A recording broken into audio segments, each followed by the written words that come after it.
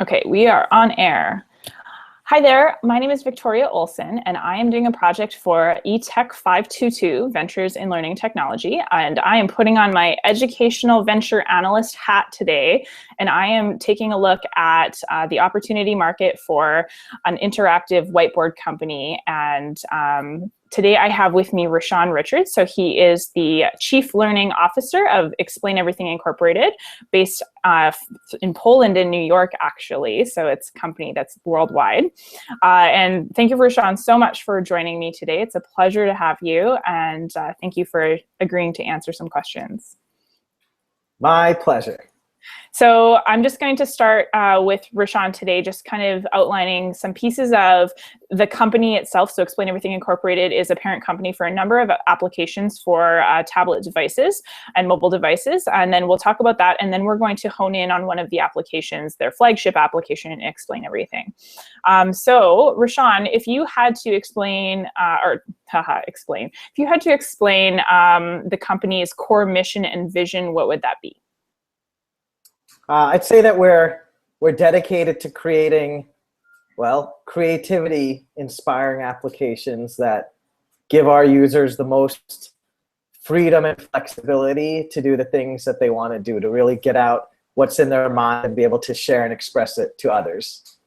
Awesome. So then let's just get pared down now to the actual Explain Everything app, which you guys are most known for. If someone asked you what the Explain Everything interactive whiteboard app is, what would be your kind of like little pitch to them? How would you explain what it is?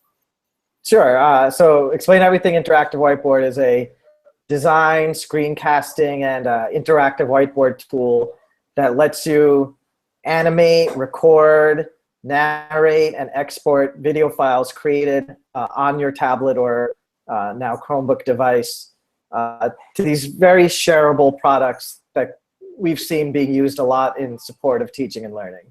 Awesome. And so does that result in a similar product every time? Like, are things being created that are very similar to one another in terms of production, or are they different?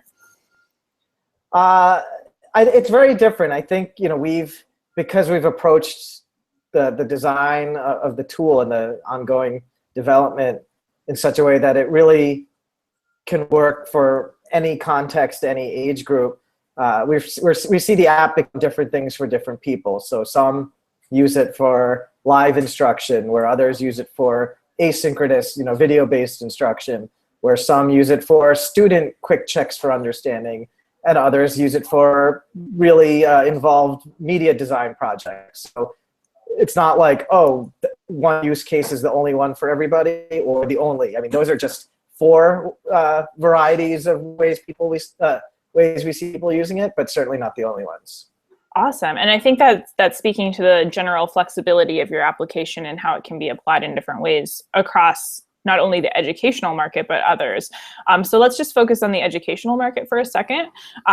So what need do you feel that you're filling in that market? And then in a sec, we'll talk about other markets. Sure. Well, philosophically, there's a belief that I think we support, where the best teaching, communicating, learning experiences come from being with people and being present with others. So our interest in is, how does technology either augment or extend that relationship? And I think that our tool, when people are looking for ways to do this augmentation or extending, is able to support that. So whether it's a teacher creating materials for students to watch later, or to provide feedback, or to create some interesting interactive activities that students can work with, or even as simple as filling in a scanned document that was imported. Those aren't meant to replace the teacher or the student or the relationship between them, but instead meant to support the ongoing conversation. Awesome. And so that kind of also changes the way that time and space in the brick mortar school are a factor. So what I mean by that is we are constrained as teachers. I'm a teacher myself. We're constrained to this school day that's only 5-6 hours long, and we're constrained to this building that we're in and the time that we're together. But the application sort of allows you to continue learning, not only as a teacher and instructor learning about what the student can do beyond the school walls. So can you talk about that a little bit? Sure. So, I think in that case, you don't have to look at distance or time as barriers, and that, or I guess, those are the frequent barriers. And it's not that Explain Everything, or any similar tools eliminate those barriers, but I think it lessens their impact. But I also don't think using the tool is kind of like an excuse for letting those barriers be okay. So, it's not like, all right, just because I can now communicate by recording a small video and sharing it with somebody, that should then replace the need for any sort of real human or personal contact. I think that would be a bit misguided to think that, the types of interactions that our tool affords are meant to somehow totally replace, this fundamental human connection.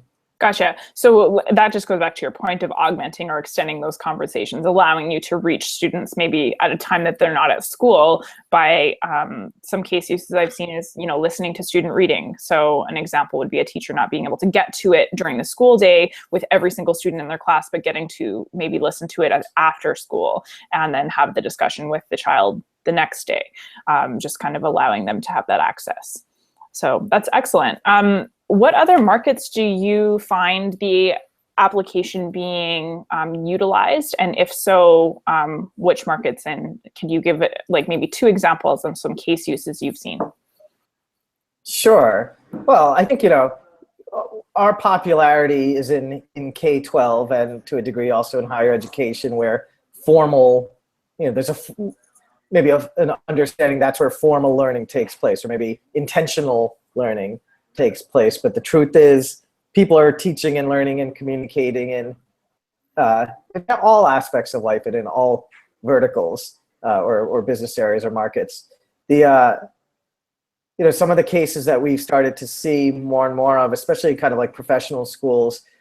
So like, for example, in medicine, well, there's medical school professors who are also, practicing physicians who are starting to use the app as either a clinical tool or as the tool when they're doing rounds with residents to be able to quickly annotate or mark up a chart. But again, that's being used in support of some sort of teaching or communication practice. It just happens to be taking place in a professional institution like a hospital as opposed to in a school building. Another case is in business. There's somebody who works as a business consultant, and for her company often has to prepare these presentations pretty rapidly, and works with a professional graphic designer who makes infographics of all of the very complicated numbers and metrics and things like that.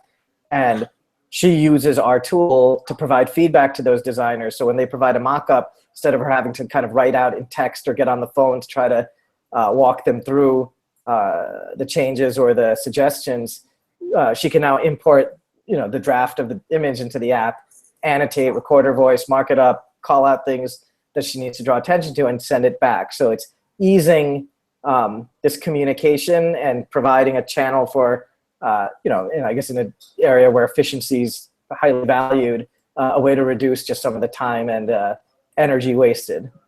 Awesome. And that's so amazing because you've talked about these different case uses, and we discussed some of them earlier when you were explaining what the app is, what it does. So then what category of an application is Explain Everything, if you had to define it?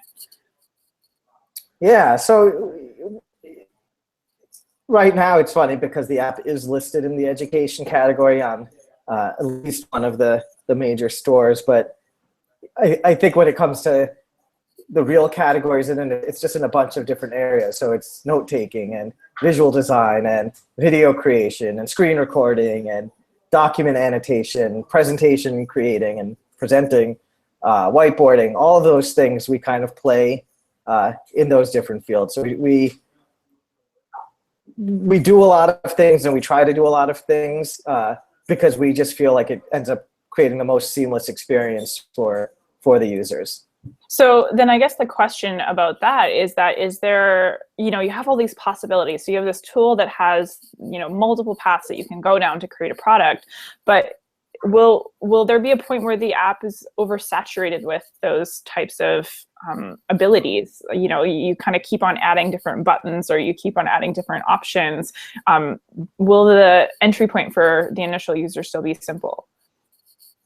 Well, I think we have a responsibility to balance the user interface, but also with the depth and possibilities. We never want a user to feel like they've hit a wall as far as what the app is or isn't able to do. But at the same time, we don't want to make it difficult for new users or current users to do the things that they want to do easily and well. So I don't think it's necessarily about the number of features that get introduced or included, but it's all about the design. We're constantly having conversations about, here's a new idea, here's something a user requested, how and should we be able to integrate it? I can give you an example where, for a long time, Explain Everything, well, the design tools are on the left, the record tools are on the bottom, but we had more than a few people who said that they were left-handed or wrote with the left-handed stylus or something like that. And we're like, oh, it'd be great if we could move the toolbar to the right side. So here it becomes a design choice. Well, yeah, technically it's very possible to do and probably not that difficult. But then where do you actually include the ability to switch the toolbar? Do you make it on the main screen where it's a button? But does everybody need that button? Or do we put it in the settings of the app? Well, now is it too varied for anybody to find? So the thing is, it's possible to do, and it's probably going to make many people's experience better by including it. So it's a good reason to do it. And then you figure out, well, how do you actually do it without making anybody's life more difficult? And it turns out by putting it in the system preference or the app preferences, it was a good enough solution for those who wanted it and also for those who don't want it. Excellent. And I think that just speaks to the amount of thought that's going behind the app in terms of the design interface. And I think that is really important for any end user as well. Definitely want to be comfortable utilizing and continuing to use the app if it's designed well.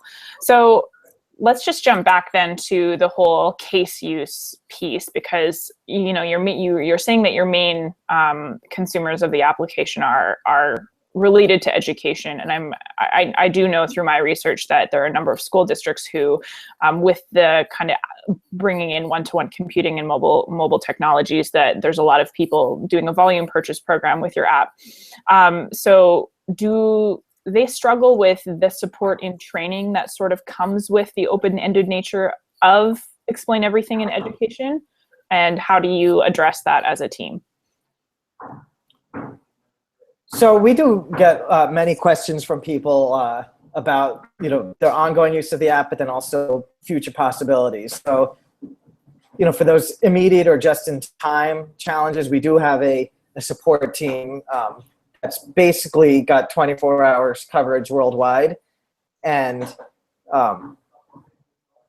there's a few kind of dark hours in between where, may not get an immediate response. We generally try to get back to people within 24 hours, though our response time is usually far shorter. I think our average time is around 12 hours.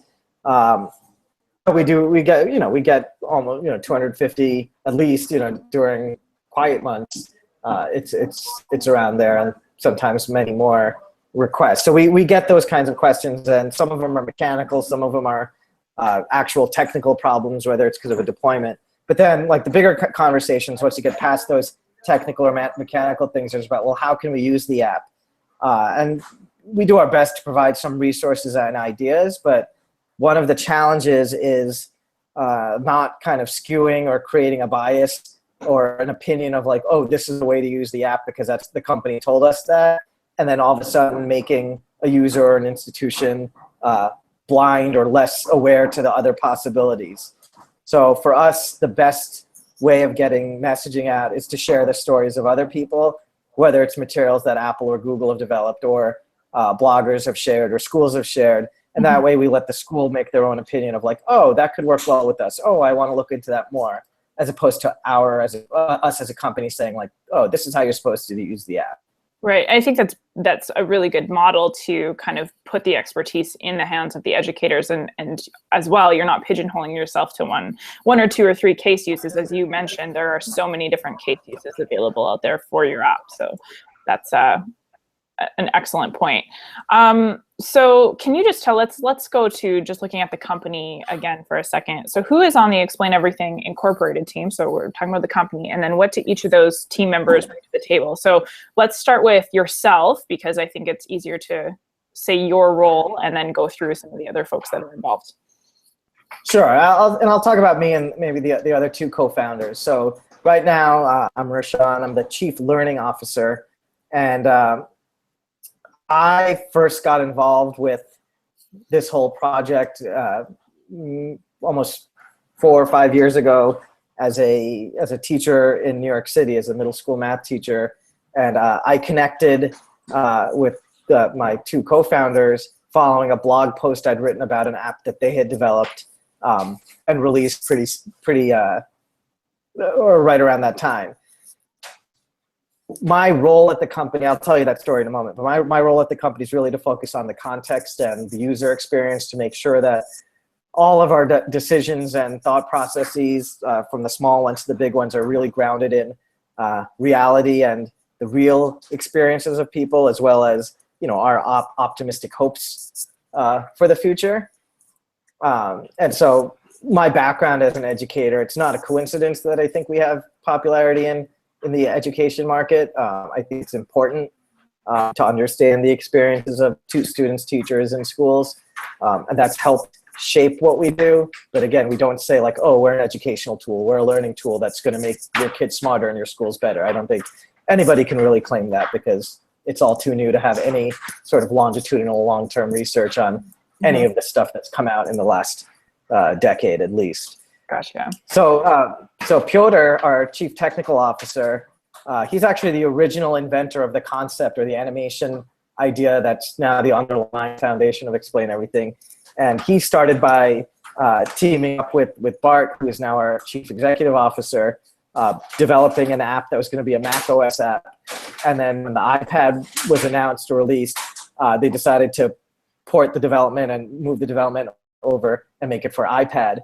And it was the app Photo Puppet, the very first version, which is the app that I ended up writing about. And my blog post got tweeted, and Piotr saw the tweet, and then he wrote back to me.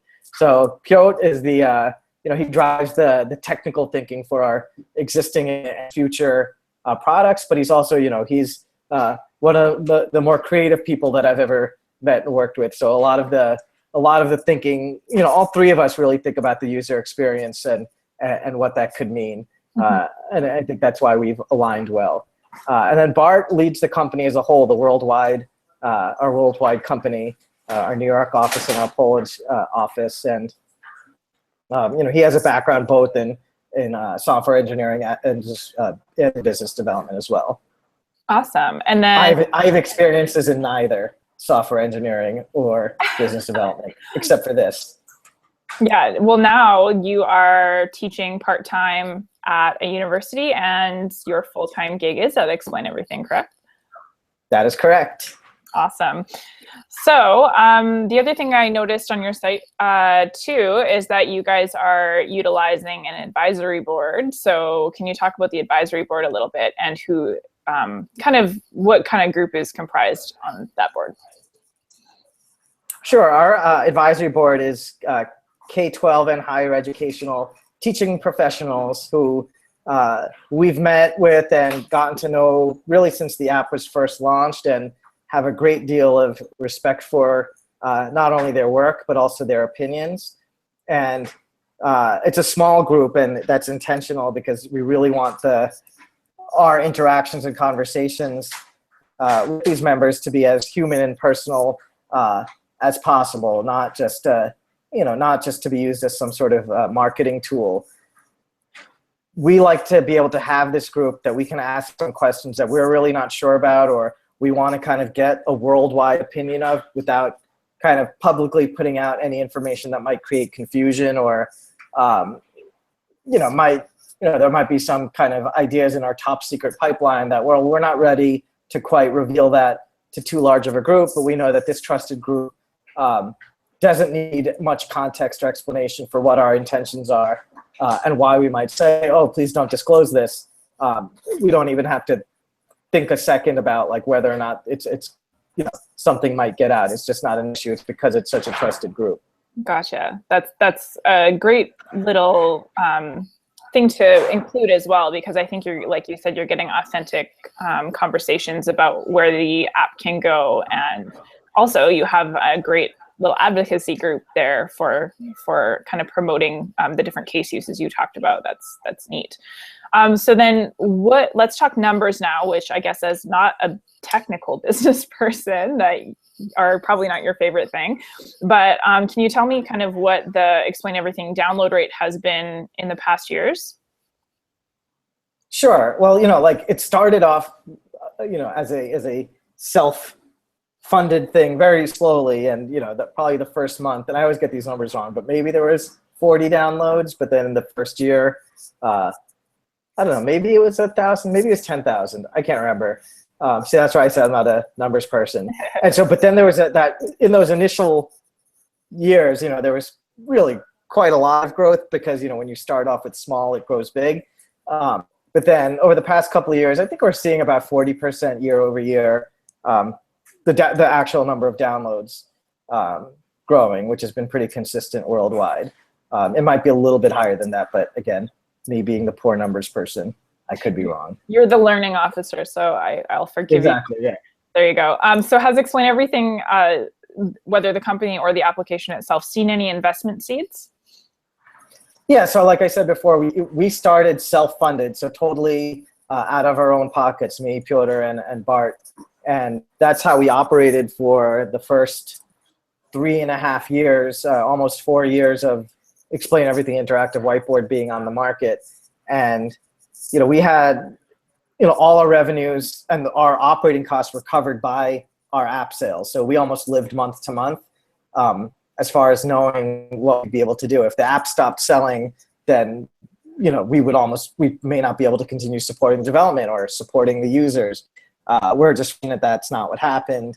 And then we've had like kind of our long wish list of things that we'd like to achieve if, we are able to get, build up the resources and able to support it, and have had this roadmap. And when we started talking to different potential investors, either because they reached out to us or we were introduced to people, and sharing our plans, it wasn't about like whether or not we'd actually be able to execute and accomplish our vision, but it was just a matter of how quickly. And so this past March, we closed our first and only investment round, which really is going to give us the resource to be able to accelerate some of the exciting ideas that hopefully you will all see in the next 6 to 12 months. Awesome. And then that investment seed was worth how much? The first, it was a Series A $2 million round. Well, and that should allow you guys to be able to do a lot of new things with the app for sure. And I think with that kind of an investment seed, you're going to be able to, like you said, accelerate some of the ideas and get them going a little bit faster. So I guess then with that in mind, what is next for the company? What is the growth plan? Well, we'll continue to honor our fundamental approach, which is that we want to make sure we're providing our users with the best tool possible and then the best experiences with that tool. So that's always the thing that we always want to be able to do most, because I think if you're doing that and your focus is on that, well, everything else can easily be aligned to it. I think across all the platforms that we're now available on, we started as iOS, but now we're on Android, Windows, and even most recently Chromebook. It's a matter of making sure that across platforms, the experiences are all really, really good and are as good as we can make them. We are seeing a lot of increase in BYOD deployments and things like that, and I think we have an opportunity to be like one of the more powerful design-oriented tools that does rely on the hardware of the machine that it's running on in order to create really cool things. And then again, as I said, some things I can't necessarily disclose, but over the next 6 to 12 months, there's some pretty cool stuff coming out.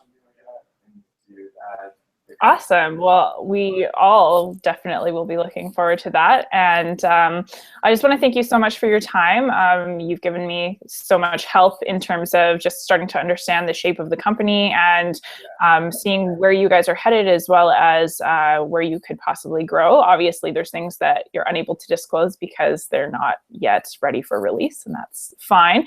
But it definitely the interest of the investor and or user for how to use this tool.